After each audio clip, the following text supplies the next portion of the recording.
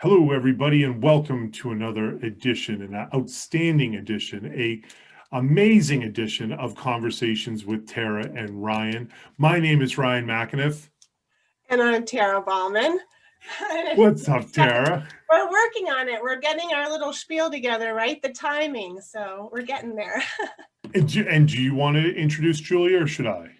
I will let you do that since you're host number one. So for now, we have Julia Uhll. She is a senior real estate specialist out in the Diego of California, and she is a firecracker in the NAIPC membership chair. And we are going to be talking about real estate and the NAIPC. Julia, thank you so much for joining our podcast. Thank you so much, Ryan. I am very excited to be here. I actually just came off of my chapter meeting here in San Diego, California, where it's still chilly, about 40 degrees, but we should get up to about 70 today. Just want to make sure everyone has a little bit of perspective of the temperatures here. It does get cold, but during the day it gets a little warmer. So when we talk about housing, it's a little different because we usually don't have snow on any of our sidewalks. But we can see it on the mountains, right? We can see it in the distance. Yes. Yeah. Hopefully we can. It's 8 degrees to the mountains in 2 hours. Right now, so I'm sorry? It's 8 degrees in Massachusetts right now. So yeah, 40 degrees. I have layers on. Look, it's chilly. It's like when my dad calls up and he's like, it's cold. It's in the 50s today. And you're just like, Dad, you're in Florida. Stop complaining. You're like, go call me later. I'll call you in the spring when it warms up. So anyways, we'll get off speaking about my dad. But you are I'm interested in talking with you because we're both membership. I'm the president of my club, but I really want to be membership, and I think that's going to be interesting to chat about. And so, but you are a senior real estate specialist, and just for since the beginning of the podcast, explain what that is and kind of how that gets you involved with senior care and how you got involved with the NAIPC. Sure, thank you.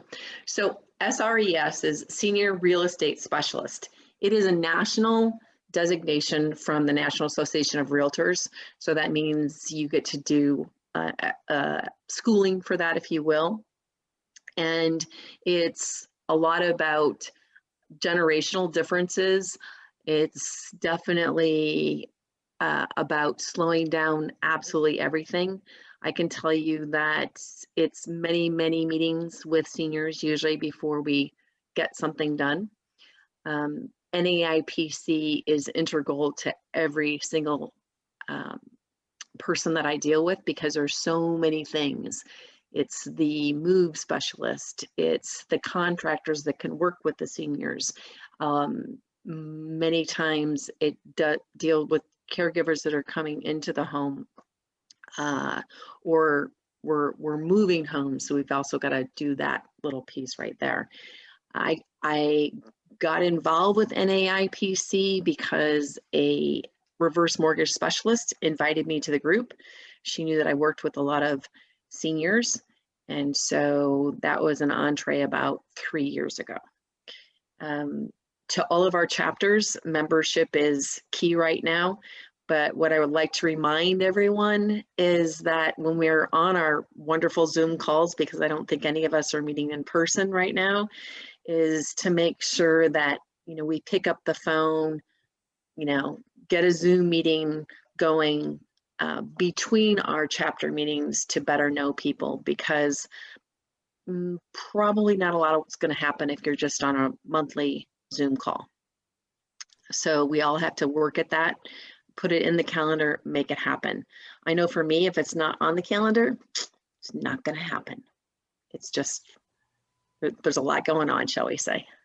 That's true. And it's so amazing, the level of talent and the people that we have in our membership, in our local chapters and across the country. One of the things that Ryan and I are finding is how amazing our members are and the level of passion they have for seniors. And I know I've gotten to know you a little bit better. You're just down the road, and It's always so nice to talk to you because I can always feel your passion for seniors and helping people. And it's really refreshing to be around people like you in our membership. So thank you for always being so positive.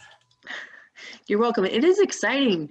One of the things that's really interesting, I was helping a senior last year move, and she's just this really dynamic person, and she's moving across country to help her daughter and her granddaughter. And I asked her, because she had traveled and worked in different parts of the world, if you had a magic wand, where would you like to move? And she said to me, Japan. I said, tell me more about that. And she said, because there's an extreme respect for elders. And this is a woman who, unless you knew her age and well into her 70s, that you'd think she was 50. And I really took that to heart because this was someone who I would have never imagined having that response. And so just with that one comment, I try to spend a little bit more time with all seniors. And you know, we're still in the time of COVID, and people are not getting out and about as much as they used to. Yeah, one of the things that we have coming up March 17th, if you're listening to this podcast afterwards, you can always go on the NAIPC-TV YouTube channel, but you are co-hosting a session on senior living options for aging in place professionals. And I'm really excited for you to be co-hosting that with Annette Fields, who runs a memory center, memory care center out in Georgia, and you're here in California. And I'm excited to hear about all the different options and, you know, talking to, you know, the little lady who would love the Japanese culture. I'm sure you could find an area for her to retire that has that influence. So I'm curious to hear what all you have to share with us on the 17th. Yeah, it'll be interesting. Thank you. I know you were speaking with Annette yesterday. You want to give us any little hints on what you're going to share with us? Sure. Well, I'm going to take kind of where you are in, you know, your own home. So it's a home you've either been in, or you're accommodating the home, or you're moving to a home that's a detached or a condo. And that's going to be taking, I will say, some of the options when you're looking into independent living in a community, assisted living. In different parts of the country, things are there are choices that are a little bit more common. For example, in San Diego right now, it is getting to be more popular to have someone in their home that wants to stay there but maybe can't afford 24/7 care, to have a companion come in because they're afraid to be home at night or whatever, and stay. And because the cost of living is so expensive here, that can be a plus for someone who may be wanting to stay in the area or be in a home. That's just a little example. Yeah, I'm seeing up here in Orange County a lot the accessory dwelling units. Are you seeing that very much down in San Diego? Oh, lots of talk of them. I will tell you that we would like to place them everywhere, but we also have some restrictions right now with CC&Rs and HOA. So we also have to deal with that. But yeah, it's super, super exciting. And it's not just, I'll let you explain, Julia. You're the real estate specialist. So I'll let you talk about it. So it's ADU, additional dwelling unit. And so you can get one made and delivered for, I've seen in them, you know, $18,000 to $35,000. So it's a unit you can place somewhere and have your own little home, tiny home, if you will. You know this, one of the biggest challenge when we're looking at in-home care specialists is just getting people on time, you know, traffic. I don't have a place to stay. We would all like to pay our care people more money, but there's kind of a cap on it. So if we can help getting them more accommodating home services, home dwellings, that would be great. So it's a big conversation right now in San Diego, I can tell you. Yeah, that's super interesting. I mean, that makes a lot of sense in some respects, and in others, in Massachusetts, it's tough because in Massachusetts, if you have a live-in of more than 5 days in a row, that by law is considered their legal domicile, and you can't just throw them out. You have to give them accommodations after the case ends for up to a month for them to be able to find a place to stay. So when you were talking about that, I was like, well, that's interesting. There's your month right there. It's literally where you've been for the last so much time. And then after that month is up, they can find a new place to live. And then I imagine just as easily as that building, we'll call it, that tiny house is brought in, it can be very easily removed. So I don't know all the ins and the outs yet. Legalese is still Of course, being worked out. So whether someone is able to purchase that or if it's put on, a bigger plot of land, but it is an option. And you know what? We all look for more options. And I know in Orange County, it's a big conversation. It is up here, yeah, and they're also lessening the restrictions of the housing restrictions. So, the plumbing, you don't have to, I mean, you still have to have the plumbing and everything, but I'm understanding that it's not quite as difficult. So it'll be easy to see, interesting to see how it all plays out. We'll have to continue to compare notes. Yeah, for sure. So one of the questions I like to ask people that come on the show is, what is the one thing you wish someone would ask you that no one ever asks? It's a very good question.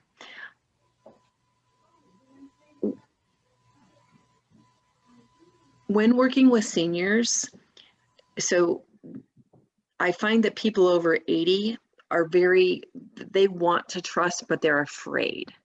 So getting people to be comfortable saying, this is what I truly want.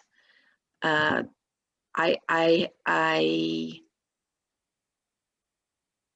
would like all of us servicing our seniors to ask that, what do you truly want? Ask that question, what do you truly want, and keep asking it, because sometimes on surface it's one thing, and then later on you might find something very different. And when you know the real answer, gosh, it's so much easier to, help that happen. Yeah, I just experienced that. I'm sorry, go ahead. No, how did you just experience that? I have a client who has got some dementia. We have in-home health care.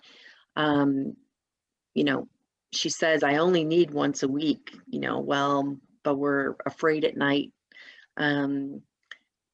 Just the reminders of, getting out of your chair and going to bed, because you get a much better night's sleep in bed versus, your lazy boy chair.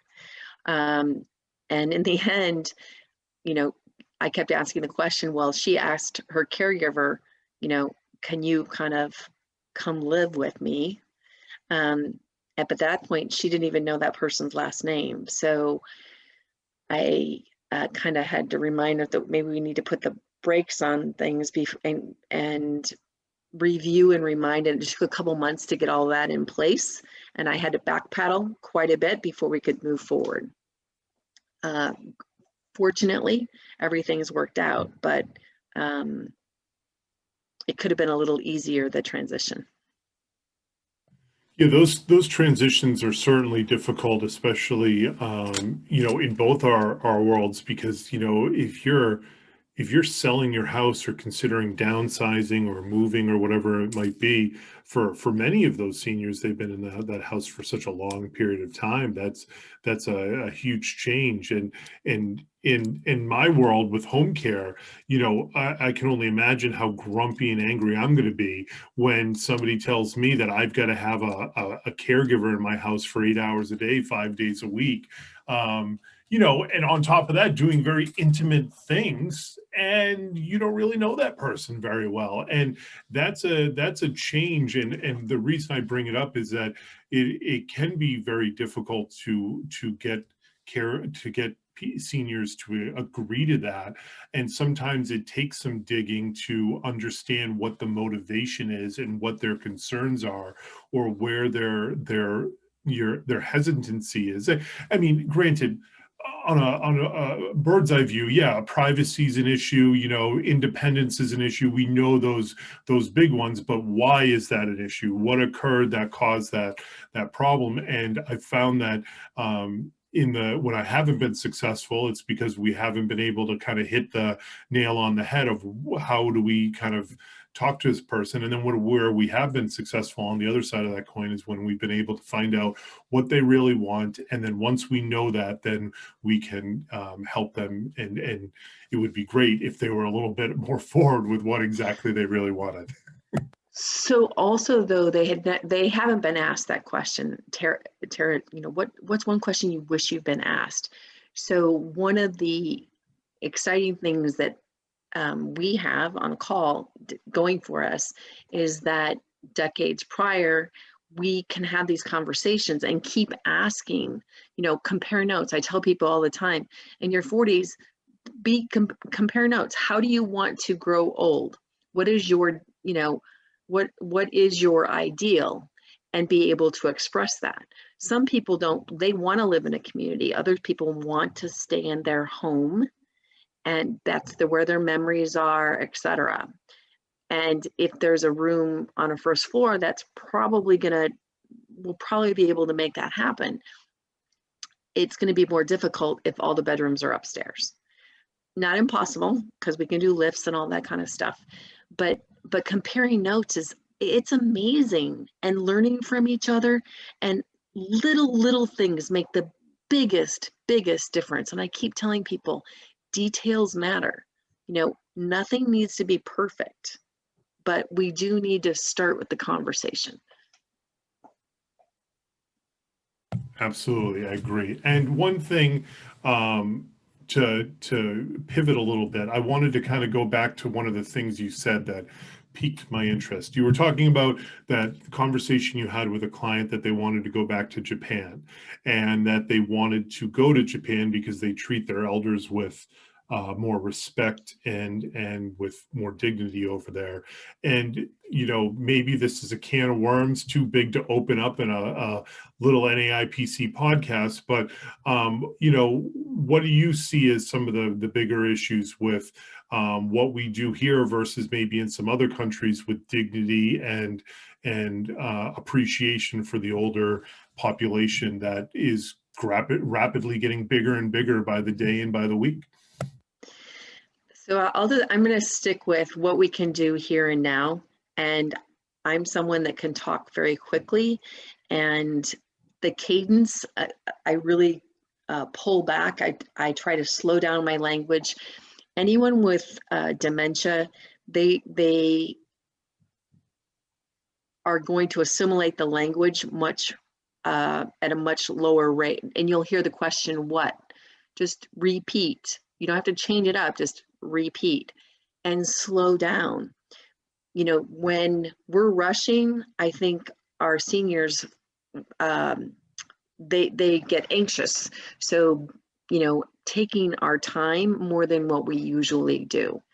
I also believe that because hearing is an issue, we've all heard about, I heard this from our local Costco. They used to replace a hearing aid maybe 3 or 4 times a month, but because of the masks now, they're replacing that many a day.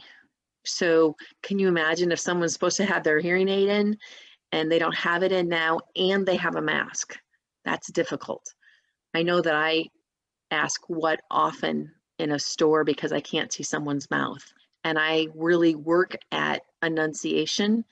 My grandmother had very hard hearing and wore the hearing aids. I think it's also just the respect of having someone tell their story, because it's an acknowledgement of who they are and what they've contributed to our human family. And I'll be the first one to admit, you know, my day is pretty planned out, and it's kind of booked, you know, 60, 90 minutes out. So I really try to leave a little bit of extra time with my seniors, because when you listen to them and they can tell their story, they are happier campers. This is why San Diego is so lucky to have you as part of their group. I love just listening to you talk about things like that. And I know you're the membership chair down there. Do you want to share a little bit about your group and what you all are doing down there and your focus? I know each chapter is a little different. So correct. So and Tara, correct me if I'm wrong, but we're all on Zoom right now. Yes. Correct? Okay. So there was, you know, most of 2020, probably a good portion of 2021, we're all going to be on these Zoom calls. We've recalibrated, if you will, how we present to our membership.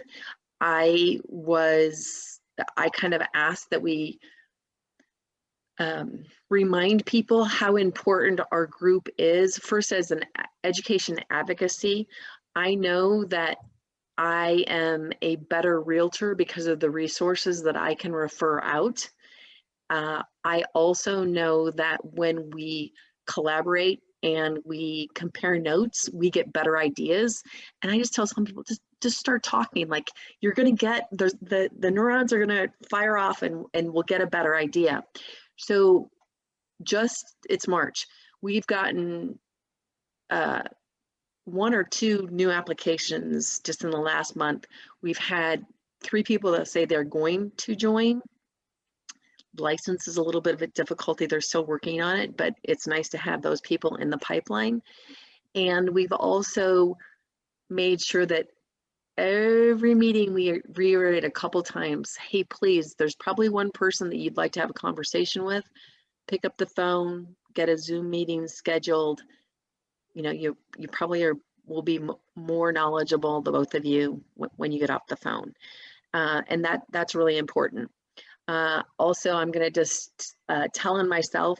So Tara's been an excellent resource. I've been a member for NAIPC for 3 years, and I'm a neophyte when it comes to the national website and what's available to members. So just a reminder to everyone who's on this call, make sure you know about what's going on the national side. Ooh. Yeah, we have a lot going on in that back office member click site for people. We have sample PowerPoint presentations and social media templates. And I know that you are going to take some time in the meeting each month there in San Diego to go through and show our members where everything is. So that'll be great. Yeah, thank you. And also, one of the things I like about your meetings is you do case studies.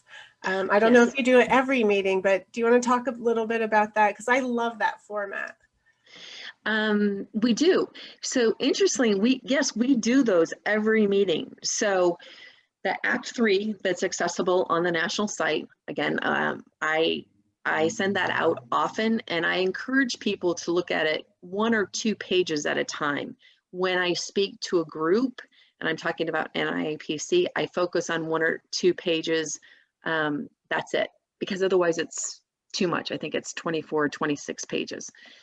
But the case study that the presentation that Tara's referring to is we've got 5 pillars. So the woman who spoke today, she was a case manager, and she had permission from a client to put a photo, which was really nice. And then she actually went through all pillars and explained them, where the challenges were, what needed to happen. This woman had tremendous anxiety where she had moved, and the case manager helped assess medication, and then she ceased driving for a period of time. And after the medications were changed up, looked at her diet, she wanted to drive again, and the case manager said, what if we do this, together? So drove with her and was able to start driving. And where we live in Southern California, there are a couple organizations that are excellent at helping our seniors get from point A to point B, but it's more like doctor's appointments, or the event that was going on at the Jewish Center before COVID, not maybe going to a family member's. So transportation is huge, and San Diego's public transportation is literally non-existent, minus a very few buses that go from one end of the city to the other. So it's big. So it's a conversation that we always have to have, and hopefully we have a couple of different services that only serve seniors, so you're very confident about that. Also we have, excuse me, I digress. My son just walked in, and the other piece was the social side. So socially, how do you interact when we've got COVID? And so the case manager put in place a couple of meetings where she could go or she could Zoom. And it was life-changing, just huge. And so she presented, it was only about 20 minutes. And then other people chimed in about how they could help or what would be added, or specific piece that they liked about the presentation. For example, one person talked about how she thought that the case manager worked well with the living community and slowly integrated her in, not just you move in and now you've got to meet these new people. Those are little details that make a huge difference. And it also gives an opportunity then for people to collaborate and hopefully work together better. Yeah, I love that. And then you go to the senior centers to do the educational piece when you can go in person, right? Yes. So your meetings are focused on these case studies and professional resources, and then you educate seniors through the senior centers. Is that how you all operate down there? So when we can meet in person? Yes. So what Tara's referring to is, I'll say on our educational side, we were speaking at 5 different locations, either library, senior center. We're very fortunate to have many in San Diego. And we would go through a series of 12, they would be 12 case studies and educational pieces, all education. So if I spoke, I was just speaking about options in housing and who to contact. And then the NAIPC members that show up introduce themselves as well. So they're an added resource. We had someone who unfortunately had to leave our area, but she did a phenomenal job. She probably touched base with 20 different organizations in 2019. And we were kind of in line to being teed up at all those spaces. We just needed one person to coordinate. And obviously that took a grinding halt in 2020. But we are right now, we're doing one senior center because that senior center actually has the capability to meet via Zoom. That's awesome. So if there was someone that wanted to get in touch with you professionally, or also to learn more about the chapter there in San Diego, how would they contact you? So feel free to use my email, which is my name, juliauhl@gmail.com. It's JULIAUHLL@gmail.com. And you can always use that wonderful telephone, 858-705-1466. It's my only number. It's my cell. I text, voicemail, all that good stuff. I do have a request. Anyone who works with our seniors, please get a voicemail on your phone, because when we refer people and they don't have anything, or they can't leave a voicemail, it's very challenging. I think you're speaking to me directly on that one, because I think I still have that please leave a message voicemail on my phone. But at least you have a please leave a message instead of voicemail is full, or a busy signal because somebody doesn't want to have a voicemail, they just want to text. Well, that's true.